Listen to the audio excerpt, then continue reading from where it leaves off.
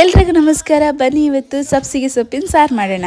ಇದಂತೂ ನಮ್ಮ ಹೆಲ್ತ್ಗೆ ತುಂಬಾ ಒಳ್ಳೆಯದು. ನಿಮಗೇನಾದರೂ ನಿದ್ರಾಹೀನತೆ ಸಮಸ್ಯೆ ಇತ್ತು ಅಂತ ಹೇಳಿದ್ರೆ ಈ ಒಂದು ಸಾರನ್ನು ಅಥವಾ ಯಾವ ರೀತಿ ಬೇಕಾದರೆ ಮಾಡ್ಕೊಳ್ಬೋದು. ಚಟ್ನಿ ಮಾಡ್ಬೋದು, ರೊಟ್ಟಿಗೆಲ್ಲ ಹಾಕ್ಕೊಂಡು ಈ ಒಂದು ಸೊಪ್ಪನ್ನು ಕನ್ಸ್ಯೂಮ್ ಮಾಡ್ಬೋದು.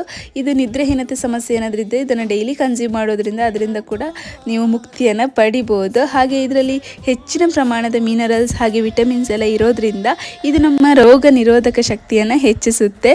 ಹಾಗೆ ಬ್ಲಡ್ ಶುಗರನ್ನು ಕಂಟ್ರೋಲ್ ಮಾಡೋದಕ್ಕೂ ತುಂಬಾ ಸಹಾಯ ಮಾಡುತ್ತೆ ಅಂತಲೇ ಹೇಳ್ಬೋದು.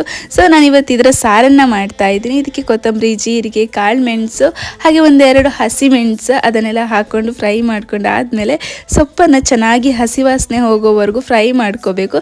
ನಂತರ ಇದಕ್ಕೆ ಸ್ವಲ್ಪ ಹುಣಸೆ ಹುಳಿ ಕಾಯಿ ಹಾಕ್ಕೊಂಡು ರುಬ್ಕೊಂಡು ಈ ಥರ ಚೆನ್ನಾಗಿ ಕುದಿಸ್ಕೊಂಡು ಕೊನೆಯದಾಗಿ ಒಗ್ಗರಣೆ ಕೊಟ್ಕೊಂಡ್ರೆ ಸಬ್ಸಿಗೆ ಸೊಪ್ಪಿನ ಸಾರು ರೆಡಿ ಆಗುತ್ತೆ. ಹೆಲ್ತ್ಗಂತೂ ತುಂಬಾ ಒಳ್ಳೆಯದು. ಒಂದ್ಸಲ ಟ್ರೈ ಮಾಡಿ ನೋಡಿ, ತುಂಬಾ ಚೆನ್ನಾಗಿರುತ್ತೆ. Thank you.